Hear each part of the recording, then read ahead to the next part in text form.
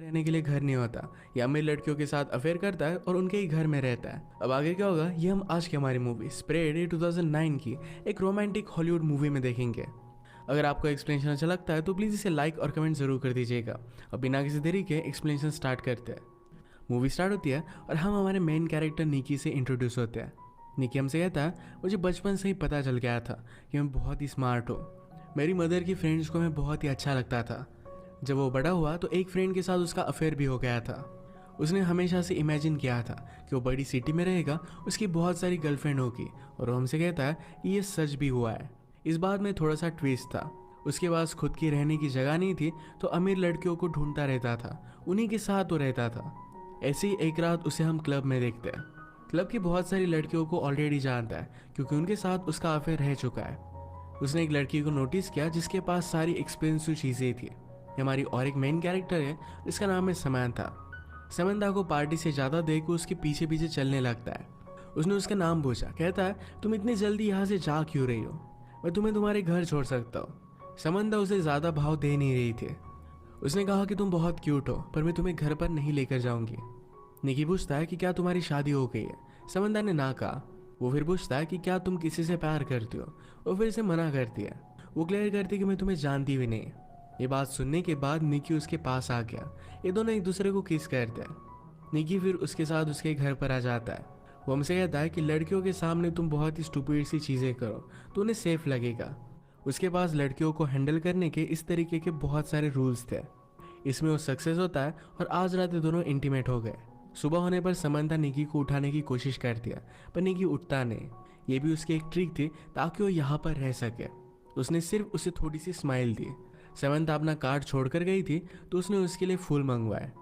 उसे उतना अच्छा कुकिंग करना आता नहीं पर फिर भी समंथा के लिए वो कुक करता है क्योंकि उसे पता है कि लड़कियों को एफर्ट करने वाले लड़के बहुत अच्छे लगते हैं। समंथा के रात पर घर पर आने पर उसे बहुत ही स्पेशल फील कराता है। वो उसे पूछती है क्या तुम कुछ काम भी करते हो। निकी कहता है कि मैं सब नॉर्मल सी चीज़ें करता हूँ, उठता हूँ, खाता हूँ, पीता हूँ, यही सब एंजॉय करना है उसकी लाइफ है। उसे ज़्यादा कुछ बोलने नहीं देता और ये दोनों फिर से इंटीमेट हो जाते हैं। एक दूसरे के साथ एंजॉय करना यही इनकी लाइफस्टाइल बन चुकी थी। समंथा निकी की लाइफस्टाइल मेंटेन करती है। ये दोनों एक दूसरे के साथ बहुत एंजॉय कर रहे थे। थोड़े दिनों में निकी बोर होने लग गया। समंथा कब घर से बाहर जाए इसका वेट करता था। एक दिन वो कहती है मुझे मीटिंग के लिए न्यूयॉर्क में जाना पड़ेगा, क्या तुम मेरे साथ चलोगे। निकी ने कहा कि मैं तुम्हारे साथ नहीं आ सकता क्योंकि उसे पार्टी करनी थी।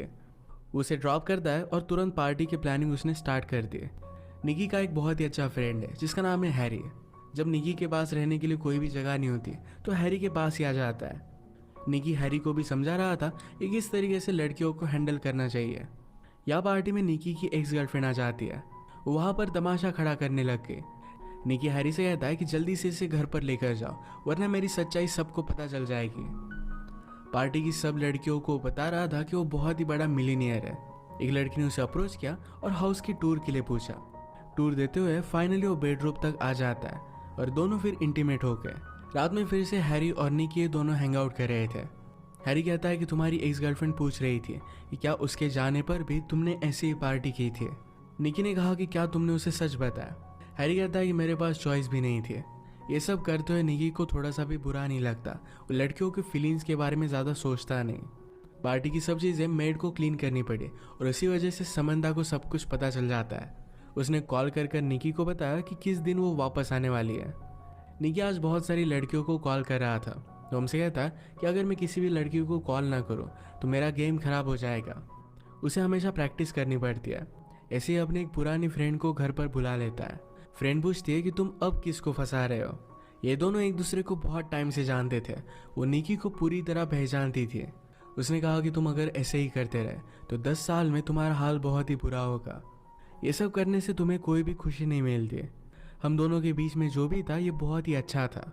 उसे निकी के लिए फीलिंग्स थे। उससे कमिटमेंट चाहती थी पर निकी इस बात को थोड़ा सा भी सीरियसली लेता नहीं। ये दोनों फिर इंटीमेट हो गए। वो उससे पूछती है कि क्या हम हमारी रिलेशनशिप को और एक चांस दे सकते हैं। निकी उसे कोई भी जवाब नहीं देता।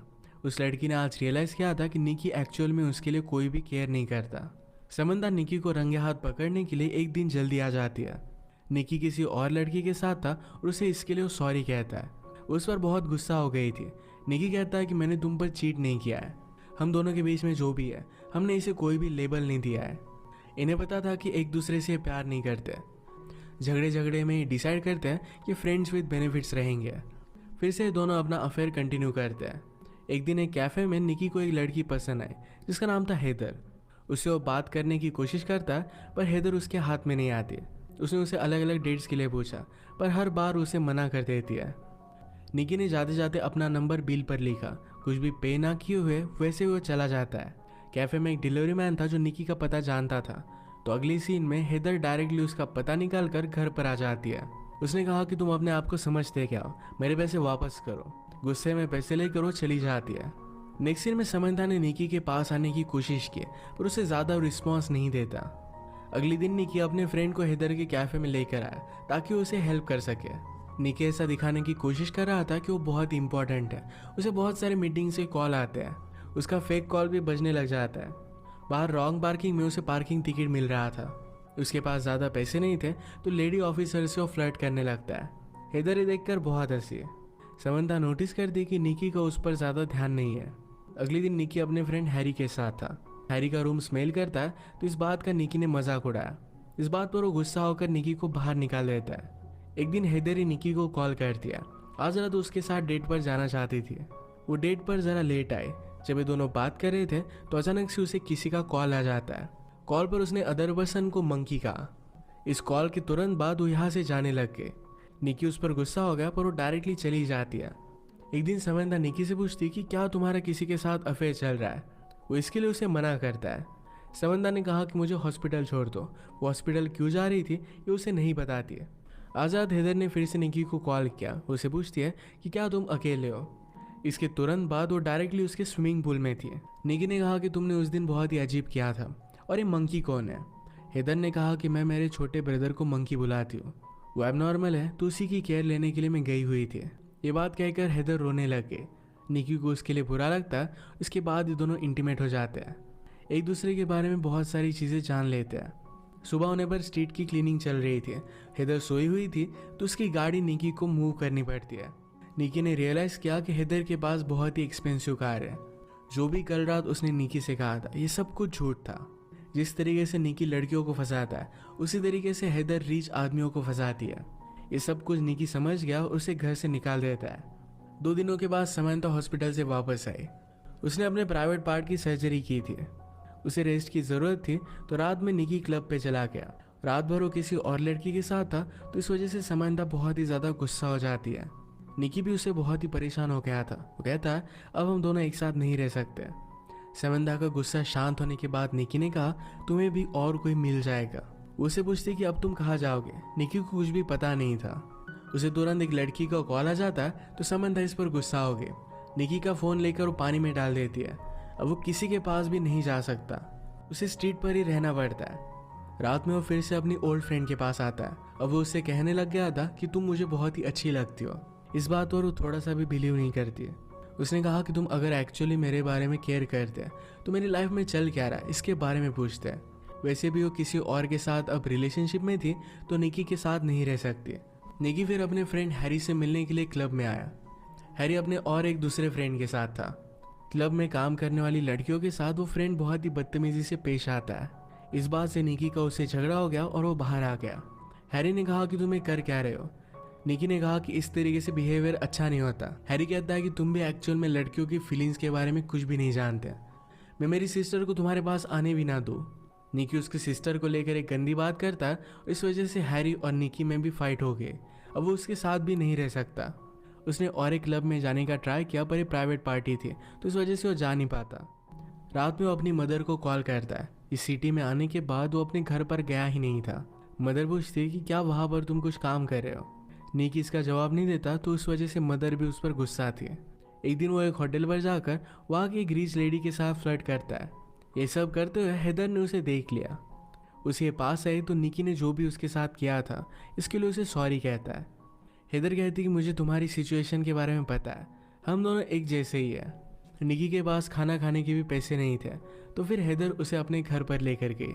उसके प्रीवियस बॉयफ्रेंड के साथ उसका भी ब्रेकअप हो गया था। आज वो कुछ कॉल्स लगाती है तो रात में उसकी डेट फिक्स थी।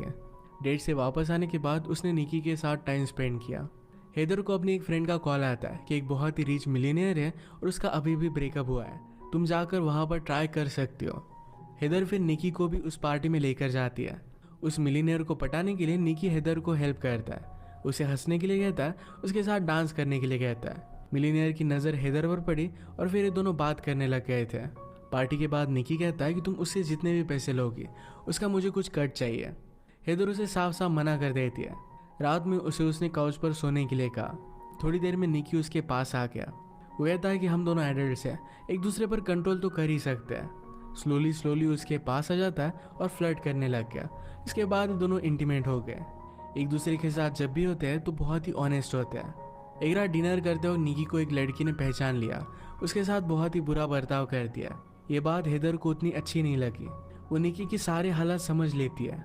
ये दोनों फिर एक दूसरे के साथ बहुत सारा टाइम स्पेंड करने लग गए थे। हेदर का किसी और आदमी के साथ बाहर जाना ये निकी को अच्छा नहीं लगता। एक दिन हेदर को अपने एक बॉयफ्रेंड से इन्वॉल्व मिला जिसमें उसे शादी के लिए पूछा गया था। इसके बारे में वो निकी से कहती है, उसने कहा कि मैंने अभी अभी उससे ब्रेकअप किया है। निकी इस बात से सरप्राइज था क्योंकि इस बॉयफ्रेंड के बारे में उसे कुछ भी पता नहीं था। वो कहती कि वो बहुत ही ज़्यादा अमीर है। निकी पूछता है, तुमने फिर उसके ब्रेकअप क्यों किया? समंता ने कहा, क्योंकि मैं तुमसे बहुत ही प्यार करती हूँ। अब इस सिचुएशन में क्या किया जाए? इसका निकी के पास कोई भी प्लान नहीं था, तो यहाँ से वो चला जाता है। घर आने के बाद उसे पता चला कि समंता न्यूयॉर्क जा रही है। उसे रोकने की कोशिश करता है पर वो जा चुकी थी। अगले दिन ग्रोसरी लेते हुए उसे अपनी एक फ्रेंड मिली जो बहुत ही ड्रंक थी। उसे इस हालत में ड्राइव करने नहीं दे सकता था, तो उसे घर छोड़ने के लिए आ जाता है। इसी मोमेंट पर उसे समंता का कॉल आया। वो कहता है कि प्लीज़ घर पर वापस आ जाओ, मैं कुछ जॉब्स वगैरह कर लूँगा और हम कुछ ना कुछ तो फिगर आउट कर ही लेंगे। समंता ने उस लड़की की आवाज़ फ़ोन पर सुनी और वो गुस्से में फ़ोन रख देती है। निकी को कुछ भी समझ में नहीं आ रहा था कि अब उसे करना क्या चाहिए। उसने हेदर की रूममेट से बात की। उसे एडवाइस करती है कि अब तुम्हें कमिटमेंट दिखानी चाहिए, तुम उसके लिए रिंग वगैरह लेकर जाओ, शादी के लिए उसे प्रपोज करो। निकी को भी आइडिया बहुत ही अच्छा लगता है। वो अपने फ्रेंड हैरी की मदद लेकर एक रिंग बाय करता है। न्यूयॉर्क पहुंचने पर वो देखता है कि हेदर अब एक बहुत ही बड़े हाउस में रह रही थी। उसने उसे समझाया कि ये जो सब चीज़ें तुम कर रही हो इसमें से कोई भी रियल नहीं है, तुम उसके साथ खुश रह नहीं पाओगी। समंता कहती कि हमारे पास कुछ भी पैसे नहीं है, तुम सिर्फ वादे करते हो और उसके बाद तुम कुछ एक्शन नहीं लेते। इसी बात से वो बहुत ही ज़्यादा डरती है। उसने उसे यह भी बताया कि अब मेरी शादी हो गई है। निकी कहता है कि तुम उससे डिवोर्स ले सकती हो। समंता ने उसे क्लियर किया कि ये सब चीज़ें वो खुद चाहती है, उसे डिवोर्स नहीं ले सकती है। उसका हस्बैंड घर आता है तो समंता ने कहा कि इस डिलीवरी बॉय को उसकी टिप दे दो। इस सब से निकी का हार्ट ब्रेक हो गया। वो अब डिसाइड करता है कि ऑनेस्टी से अपनी ज़िंदगी बिताएगा। एक्चुअल में डिलीवरी बॉय का काम उसने ले लिया था। एक दिन वो समंता के घर पर भी डिलीवरी देने के लिए आया। ये एक दूसरे को ख्याल रखने के लिए कहते हैं। निकी हमसे कहता है, इस सिटी में सपने लेकर मेरे जैसे बहुत सारे लड़के आते रहते हैं। कुछ दिनों के बाद वो वापस चले जाते हैं, पर मैं यहाँ से जाने वाला नहीं। यहाँ रहकर वो ऑनेस्टली फाइट करेगा। रियल प्यार को ढूंढने के लिए वो होपफुल था और इसी के साथ ये मूवी एंड होती है। फाइनली वो सुधर चुका था। अगर आपको एक्सप्लेनेशन अच्छा लगा तो प्लीज़ इसे लाइक और कमेंट ज़रूर कर दीजिएगा। मैं बहुत सारी मूवीज़ लेकर आते रहता हूँ, तो प्लीज़ चैनल को सब्सक्राइब कर दीजिए और बेल नोटिफिकेशन आइकन दबाना मत भूलिएगा। हम फिर से मिलेंगे और एक नए मूवी के साथ। तब तक के लिए थैंक यू और आप अपने आप का ख्याल रखिए।